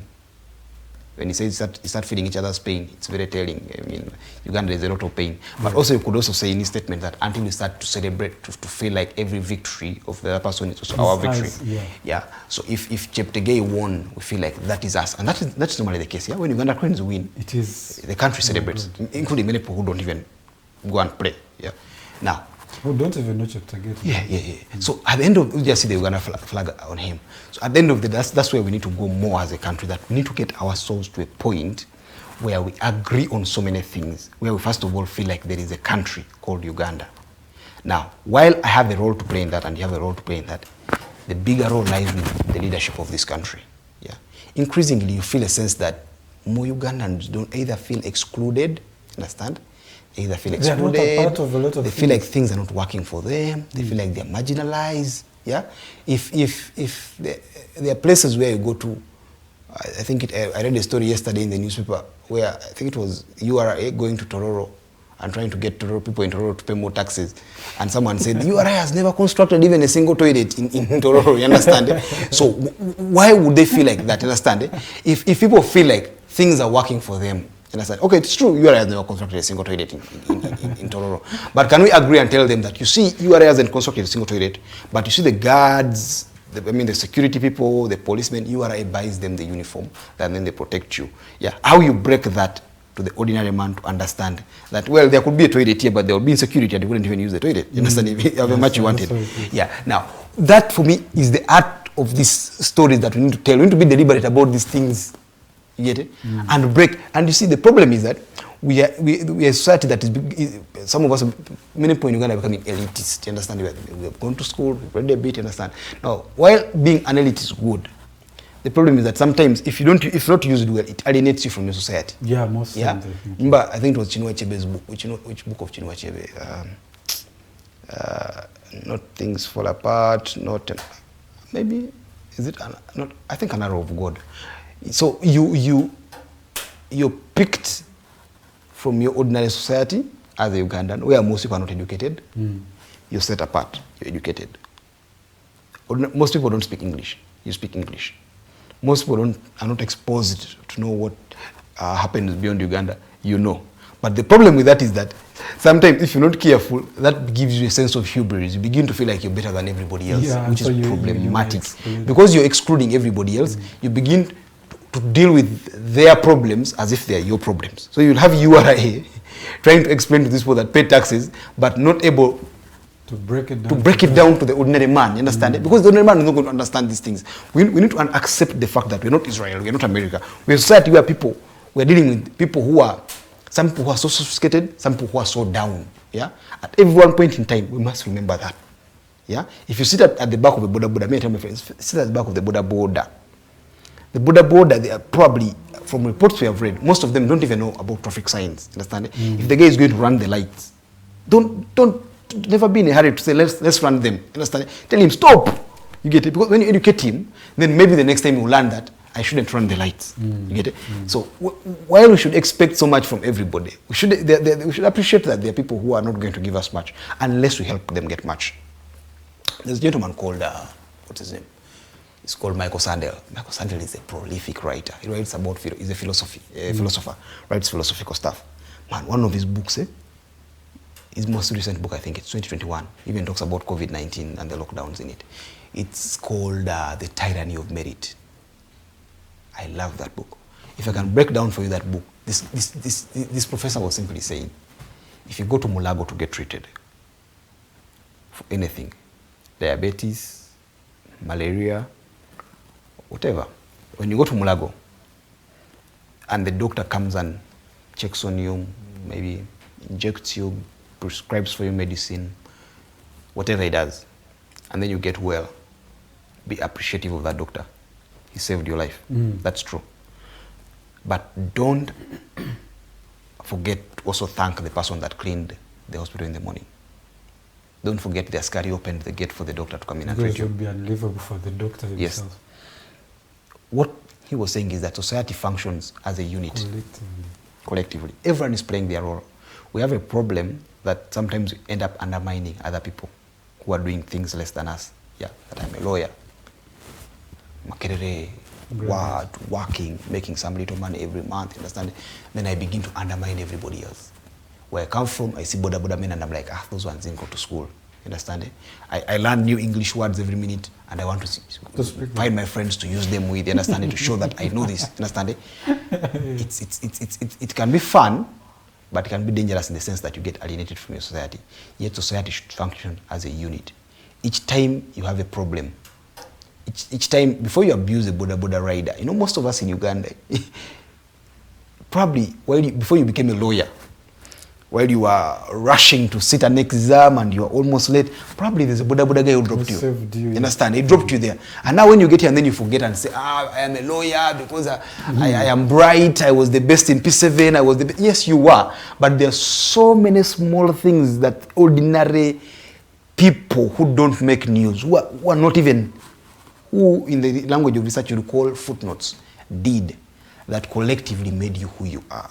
Yes. Yeah? Always remember that. So if you're going to live your life in this country, always remember that you have to bear in mind those people. If you're going to, in all that you're going to do, consider them. If you're going to make life hard for them, you're making a mistake. As much as possible, make life good for them. So the Bible says, to whom more is given, more is expected. Yeah. If you have more, if you've read more, if you've studied more, use your knowledge to better your society. If you're an agriculturalist, maybe you go back in December and tell guys, you know, the reason sweet potato is no longer growing in this particular field is that it has been overutilized. You understand? I learned that from my basic O-level agriculture. That if you plant the same crop on the same piece of land forever, it absorbs the nutrients and will not grow. So when you tell them that, you see, this neighbor of ours who lives a subsistence life, stays in a grass-thatched house, please, now that you've planted sweet potatoes, can you try planting a crop that is totally different, like maize? It's not usual. Yeah, I understand. Then after the maize, maybe plant tomatoes. Yeah, you're using the knowledge you've learned from reading books, from school, to better your society. So that is how all of us can collectively make our society better. Yes. That is very important. I want to move away from the discussion of books a little bit.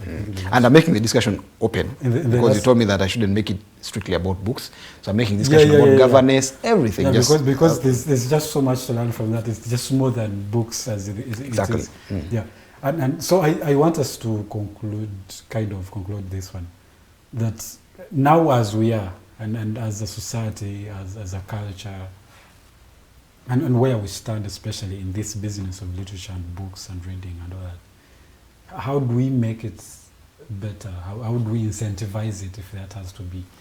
that it becomes important and people see their importance, and maybe a lot of us could appreciate what it contributes to society collectively. Yeah, it's like every time you're trying out something, you have to start mpola, you understand, slowly. So many of my friends read more books than I do, so I learn from them. Yeah, we need to learn to read, when to be deliberate. Yeah, if you haven't read a book this year, it's okay, understand it. But then you can say next year I'll read a book. I'll have you. Yeah. I see people on Twitter, and they can scare you. Someone says, "Okay, I've read many books this year personally, very many books." But that's not the pride. The pride is not that I have read so many books. The pride is that I've probably learned so much from the books. So, can you make it a point to pick like books once in a while? Yeah, if you have that extra 100K to spare, understand, you've done something and say, when I have this 100K to spare, can you just say, okay, let me walk to Aristoc. Let me walk to the Uganda Museum. Uganda Museum has a book library that also sells books, that is also a bookstore called the African Studies Center, African Studies Store, African Studies Bookstores, something like that. You could walk there, pick a book, understand it? Just read it at your own pace, understand it? Don't say, this guy reads 70 pages a day. I must read. No, yeah, probably you do more work, understand it? Probably you're more engaged. So reading pace is also. Yeah, you could just say, let me do 5 pages a day. If you're doing 5 pages a day, I imagine a book of 50 pages, you'll be done after 5 days. You understand it? If the book is 100 pages, that's how many days? Maybe you're done after maybe like how many days? After maybe I don't know, my math is not that good. But whichever number of pages you read, just set a small target, read them. You'll be shocked what you learn in books, man. There's a lot of information out there. There are things you will take for granted, and then you read there. And you know, if depending on what you like, if you really want to laugh, to have a good time, understand apartheid South Africa, and also laugh, and if you pick Trevor Noah's book, understand that book is nice. You understand? There's humor. There are questions of a man growing up in poverty, slum. There are questions of inferiority complex. Yeah, Trevor Noah says when there were problems in their home, his grandmother would say, "You be the one to pray for us because you're white like Jesus. Jesus will listen to your prayers." You understand it? So when you read that, it gives you a very different perspective of looking at things. Yeah, you begin to wonder, are we, the black people, really overly undermining our abilities, ourselves? Yeah, so just make it a habit once in a while to pick a book and then read it, you understand it? And it's not just about textbooks, you understand it? When we were in school, we were made to read textbooks, and we became perfect at that. We read textbooks so much, when we were done with exams, we dropped them and said, that's the end. That was done. So these books, more of these books are more like the textbooks for life, you understand? Like someone who has lived through what you're about to live and writes about their experience. You understand? Someone writes of how they beat cancer. Yeah. Someone, if you're into sports, there's a book I read of a footballer called Kevin Keegan. Kevin Keegan was a legend of Liverpool, England. I think he has the most Ballon d'Ors for England, which is 2. When you read them and understand how these guys lived through certain experiences, yeah. So when you're reading like Keegan's book, it's a book of football. But then there's so much more you're going to also learn about it. There's just more than football to learn. Yeah. There's a part where he was saying that he wanted to become a professional player. He was playing in football lovers. I'm a bit of a football fan. We call soccer, we call Sunday League or Farmers League, yeah, where you're playing. Football is not serious. You're there, but you're playing. You understand it? Sometimes you go to the field and they say, no one has come, so you just have to walk back home. And I was playing in that kind of, and he said, I was aging, you understand it? I was seeing my friends whom I was playing with and I was better than, becoming professionals. And I was stuck. I was not making any progress, understand it? But then I knew that my time would come. Understand it? That becomes more like an inspiration. Yes. Yeah, that I knew my time would come. So I kept pushing on, you understand it? Eventually, one day I learned that of all clubs in England, it was Liverpool that was monitoring me, understand it? Like for all this time, I thought that for me, I am doomed. I'm not going to make any progress. Liverpool scouts were busy monitoring me and making very, very good reports that this guy is going to be the future of football in England. Understand it? So for me, whenever I get stuck somewhere, things are not moving, you understand it? You're doing things and, man, you're not getting the appreciation you feel like you should be getting and all that. You feel like, maybe, you understand? Maybe it's my Keegan moment that at some point eventually I'll break through. Then as for the authors, please just publish more books. Even I mean, you don't need a big thing to publish about. Understand? I keep telling my friends who are guild presidents at Makerere, why are you a guild president? Why were you guild president Makerere and you've never written about it? Get being a guild president Makerere is such a rare honor. Every year we only get one. Understand? Or of any university in Uganda indeed. If you're the guild president of Gulu, you're the only guild president of Gulu. At that time? In that year. There are probably how many public universities in Uganda? About less than 10. Understand? So if you're there, you sit on the council. You understand it? You're taking decisions. Yeah, the Makerere University guild president, I think, sometimes takes life and death decisions. People are striking. There's tear gas. There's bullet flying. People have been arrested. Someone has been injured. Someone has been shot in the hand. A tear gas canister exploded one side, and you've watched all that. What kind of decisions did you make at that point, and why did you make them? How did you see all this? When you were sitting in council and talking about that strike, what was said? What did you say? Yeah. So people have been president at Makerere, for instance, even if it is 100 pages, yeah, it shouldn't be a Facebook post. Facebook posts are going to see Facebook and Twitter are more like there's a limit to that. Yeah, life is moving on. You understand it? So you're going to tweet after. I mean, very few people ever remember what I tweeted last year. Even people, a few people. Or what I tweeted in January. You understand it? But if you write a book, it's a record. You understand? So that if there's a new guild president of Makerere, and he picks that book and reads it and says, when this person agreed that tuition should be increased, the repercussion was that more poor students are no longer accessing education in Uganda. He regrets it. Or when this one insisted on ensuring that tuition is kept low, the quality of services went down. So what compromise do I make? How do I increase tuition, but also ensure that people are not, children from indigent families are not unfairly affected by it. You get it? So now that balance, that deliberately balancing act, you look at people like, you'll find someone like Hillary Clinton probably has 5 books. For every position she holds, she writes a book. We can never have those positions that are that influential, that big and all that, understand it? But I imagine we could write, yeah? And you see about the money, yeah? The world is becoming more and more of a global village. If you wrote a book about your life experience as a Makerere University president and put it on Amazon, and you use the hashtags, maybe Uganda, what, and all that, someone will be doing research about Uganda and they'll find your book and buy it. And they'll make money out of it. Yeah, so probably at the end of the month, maybe if you're making some little 1,500,000 Ugandan shillings, yeah, once in a while, you just go to your bank account and find that, oh, some people have bought this book. It becomes a good thing. I want you to also summarily speak to our education system in regard to this culture. Yeah, everyone criticizes our education system. Everyone now you're saying as if you're not a part of it. But is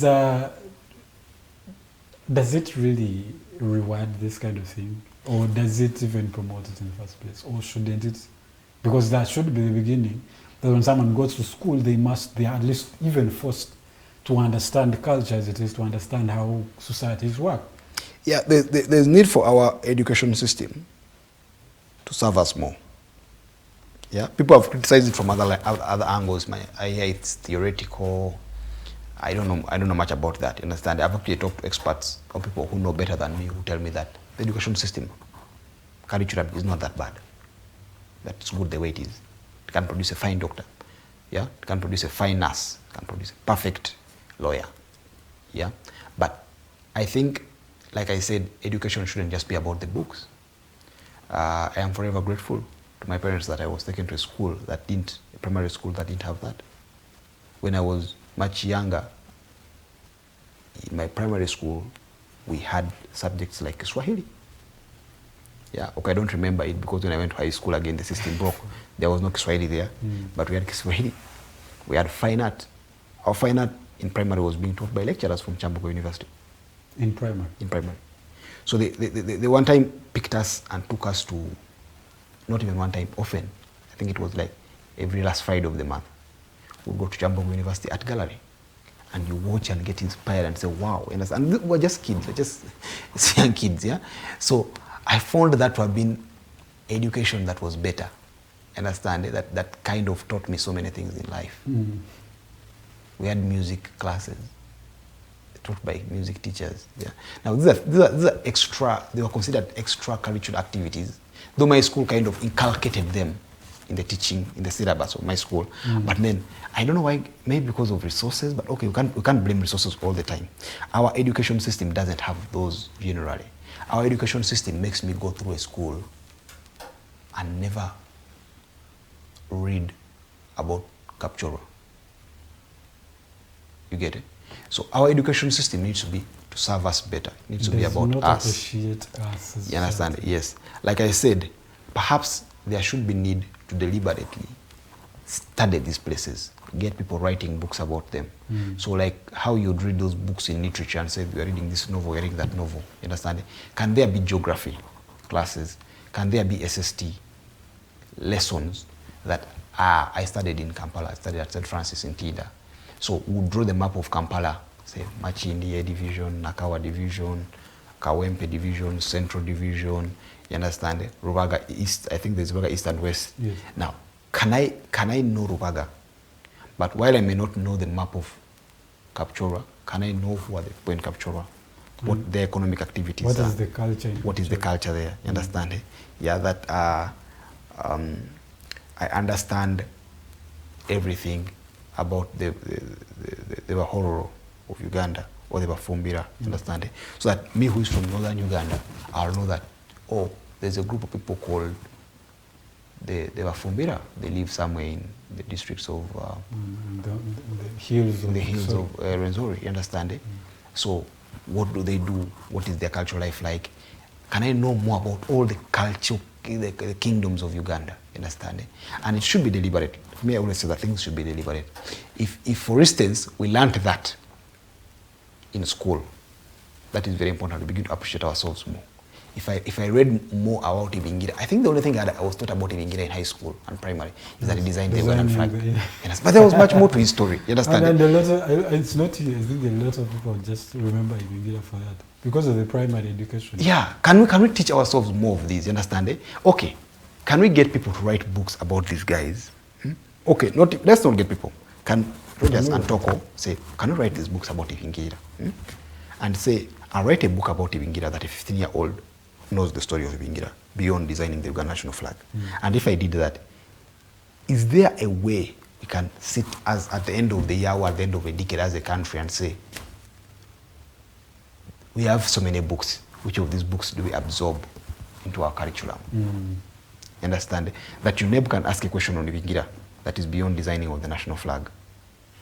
Because like I said, more people read these things because of the academic urge to pass exams. Yeah, but life is an exam. Someone told me life is an exam. And the books of other people that are unrelated you prepare us for to biology, to physics, to SST, to numbers. I think in early primary, mathematics was called numbers. So can I read those books and then get prepared for this other exam that is called life and pass it better?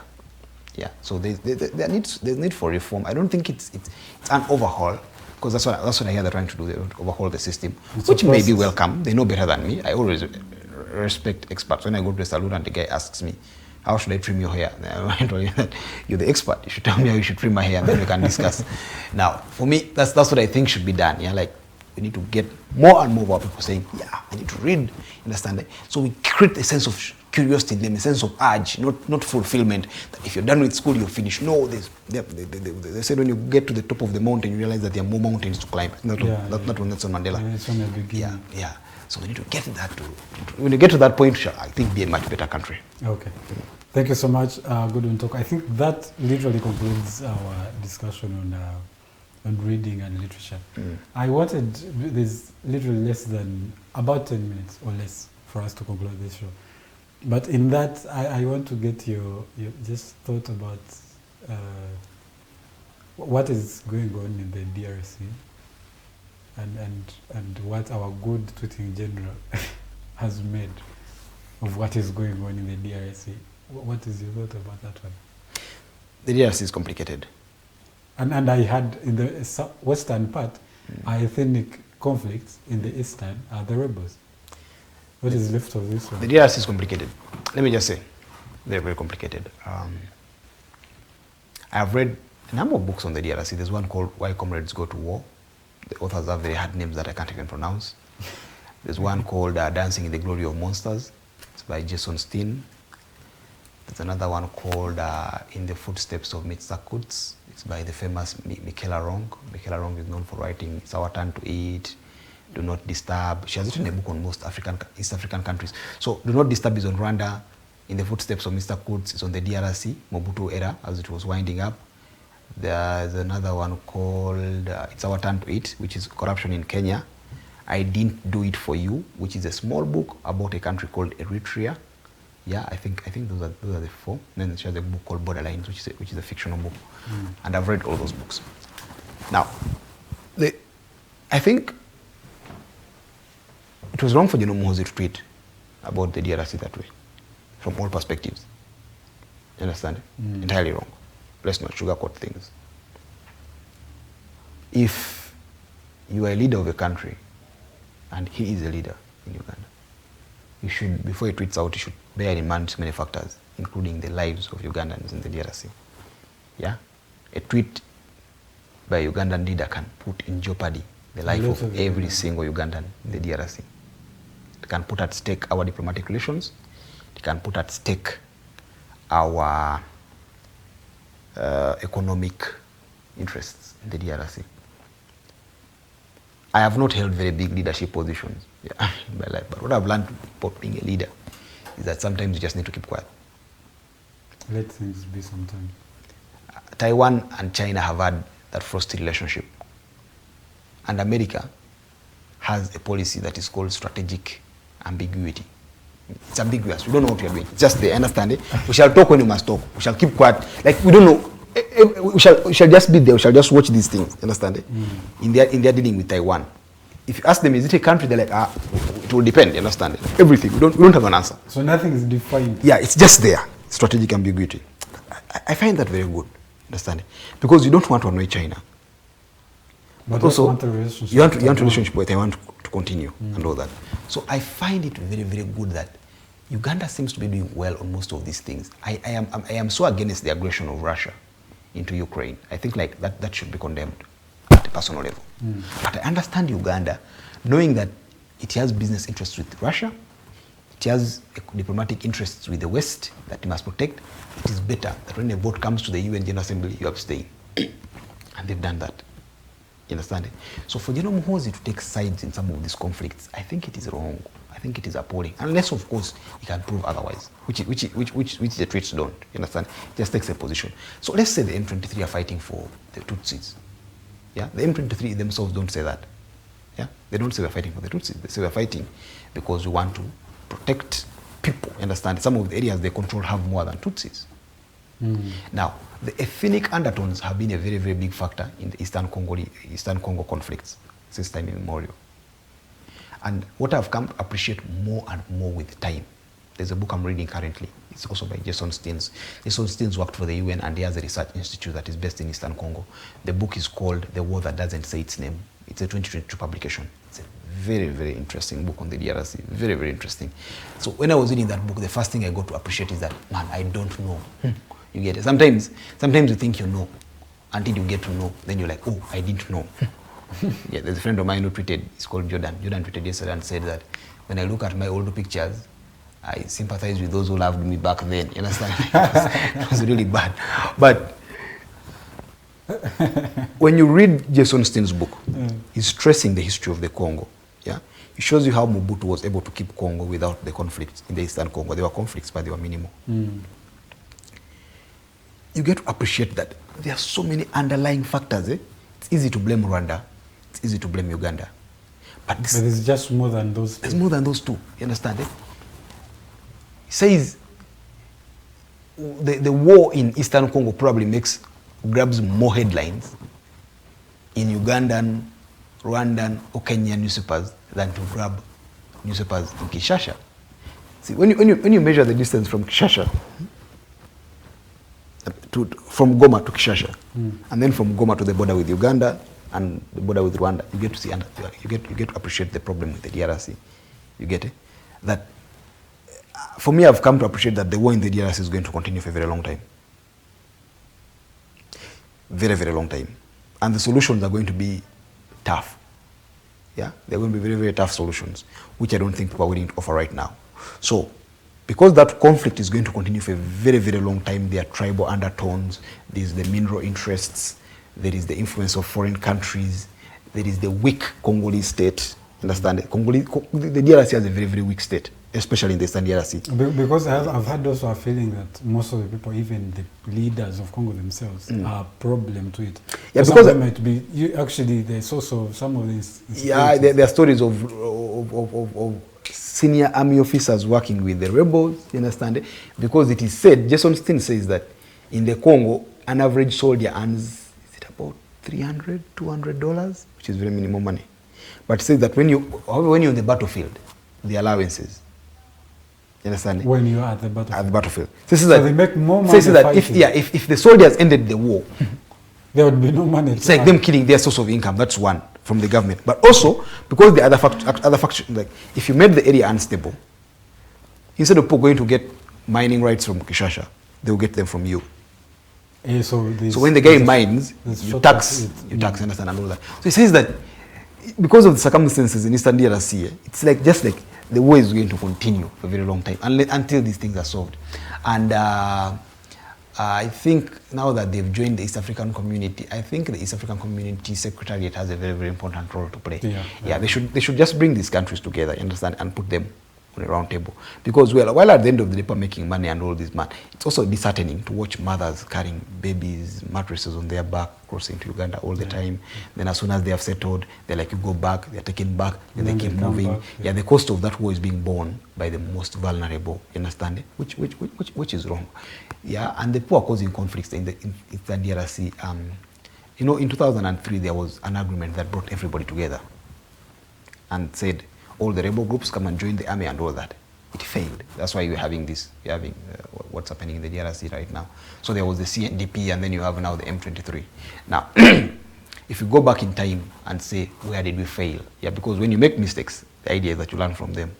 Yeah, so I think there's need to learn from the mistakes made back then and to better the wrongs. But as things stand right now, as for the tweets, I think General Muhoozi needs to be guided. He needs to stop tweeting about other countries. And I'm not the only one saying this. His father said that on TV. And I agree with his father. He did. Understand it? Because when you're tweeting about other countries and taking sides, that's wrong. In their countries. In their countries. They have their own issues. Yeah. If Uganda is in the DRC trying to build a road, trying to get certain positions for Ugandans, and then you send a tweet that puts all that in jeopardy, you're not helping this country. Yeah, you get it. You're working against the interests of this country. And then, of course, finally, again, Africans, we need to understand ourselves. Last year, I was shocked to meet a young lady from Belgium. She was in Uganda. I met her somewhere through friends. And so I asked her what she was doing and all that. She was studying. She's a student, I think, in the Netherlands. And then she told me something surprising. So I was like, what are you doing? And I said, oh, I am doing a research project on the road Uganda is building in the DRC. And it was last year. By that time, I think the discussions were still just starting. Yeah. Which means that for them, they already knew that this project was going to happen and all that. So they were sending people to study it. Now for us, while we withhold our information and keep it, and the Ugandans don't even know about the roads. Yeah. For them, they're learning about us. Again, it goes back to what I said. We need to know ourselves more.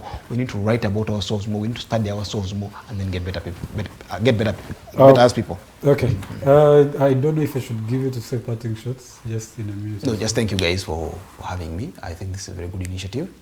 I could discuss till the cows come back home, like they say, but I found this a very good discussion.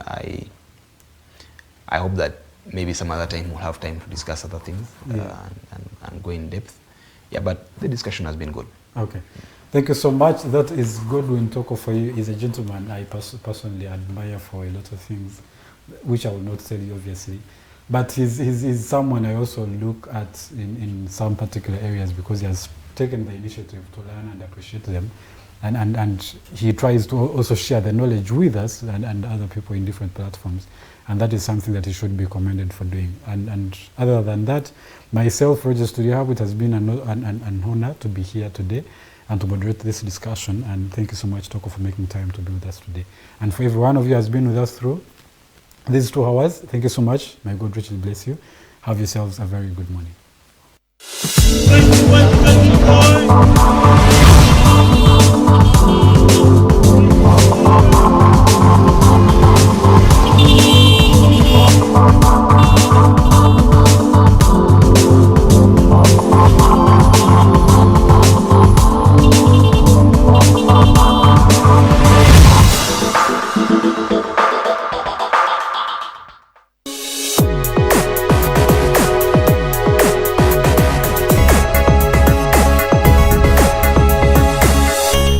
Alternative Digitalk. Real issues, real talk.